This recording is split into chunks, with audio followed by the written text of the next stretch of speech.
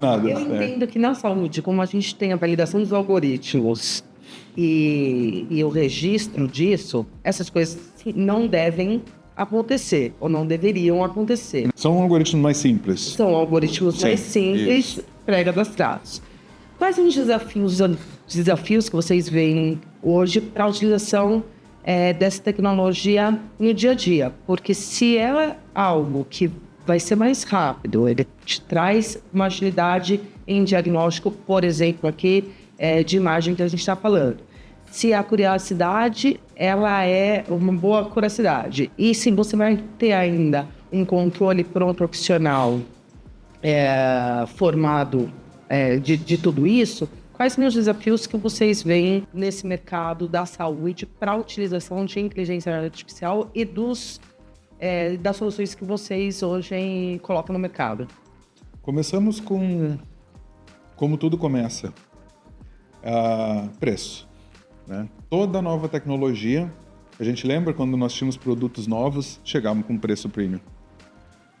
Todo novo produto, ele embute custos de desenvolvimento, custo de validação, custo de pesquisa. Então, qualquer nova tecnologia, ela vai começar a ser utilizada pelos early adopters. Né? Aquele cliente que gosta da tecnologia, aquele cliente que quer ser o primeiro, aquele cliente que é reconhecido regionalmente, mundialmente, localmente como o local mais inovador, como a entidade mais moderna e esse tipo de coisa. Então, ela muitas vezes ela paga aquele preço para implementar essa tecnologia e para validar essa tecnologia e para entregar o melhor possível para o paciente sempre. Eu sou favorável a um modelo de governança para a inteligência artificial que ele vai sempre ter alguns pontos que precisam ser analisados. Primeiro é a questão da validação, né? Que isso não é tão simples assim. Nem todos os algoritmos são iguais. Nenhum algoritmo é igual ao outro. Se você criar seu algoritmo, eu crio meu algoritmo, a gente consegue aprovar os dois na Anvisa, eles fazem a mesma coisa, a performance deles vão ser diferentes. São algoritmos diferentes. Dessa validação, o que essa tecnologia faz de diferente? Ela substitui uma pessoa? Ela faz melhor que uma pessoa? Ou ela muda conduta clínica? Né? Se ela muda a conduta clínica, é um outro valor. Se ela simplesmente ajuda uma pessoa a tomar a sua decisão que ela já tomava antes, ela tem um outro peso. A gente está falando de retorno de investimento. Né? Quanto custa versus o que isso vai trazer de valor para a cadeia de saúde. E quando a gente está falando de retorno de investimento, a gente não está falando só de retorno financeiro, né? A gente está falando de retorno social, retorno de uma pessoa que vai poder voltar a trabalhar ou não, tudo isso. A outra é a interface, como que essas novas tecnologias são interfaceadas com o legado, com o sistema que funciona hoje, com o hospital que está funcionando hoje. Não dá para a gente pensar em tecnologia na área de saúde como uma startup independente. Ela tem que trabalhando dentro dos processos atuais.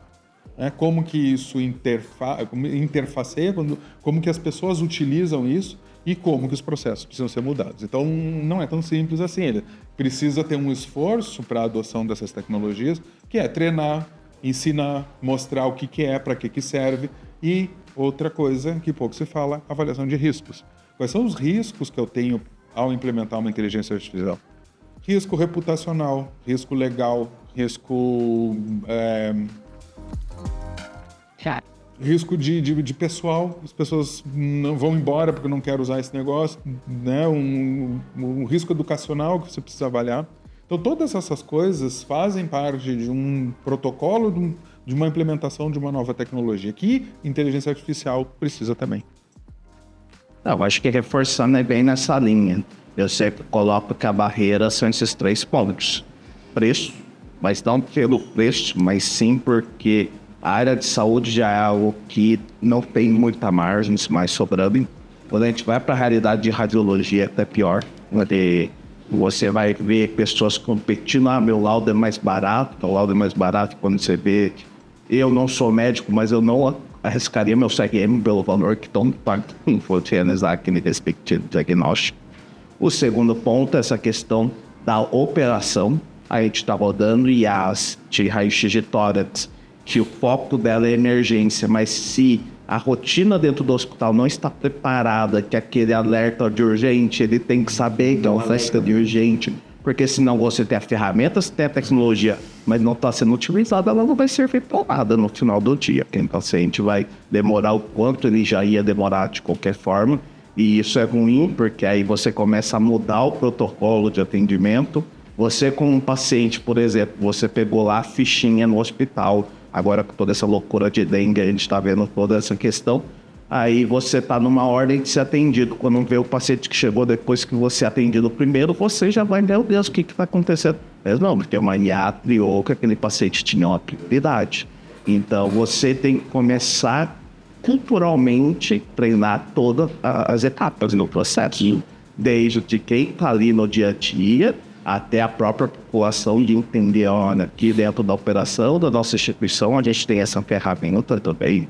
E eu gosto, que eu acho que entrando nessa linha de se pagar, entra também uma questão de brand, porque eu tenho diversos clientes que gostam de divulgar. Eu sou a primeira clínica da região utilizando inteligência artificial, então também tem um status até para mostrar para a população o investimento na tecnologia que eles estão fazendo. E terceiro fator que eu sempre considero em questão de risco é principalmente o comercial, no sentido de que a pessoa que está ali na frente tem que se comunicar muito bem o que a IA faz, quais são as limitações da IA e quais são os riscos.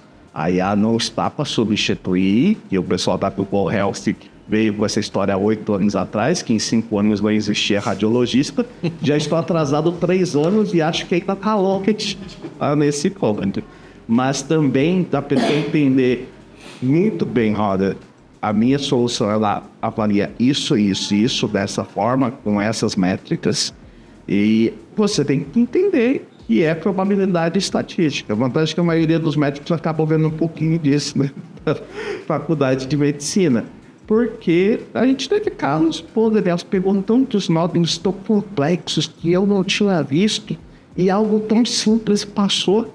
Doutor, é o black box. A gente não sabe por que às vezes algo simples, trivial, entre aspas, poderia deixar passar. E é justamente por isso que a sua combinação, que você viu esse simples e garantiu que ela fosse relatado, que a gente vai garantir que aquele paciente passe por tratamento devido.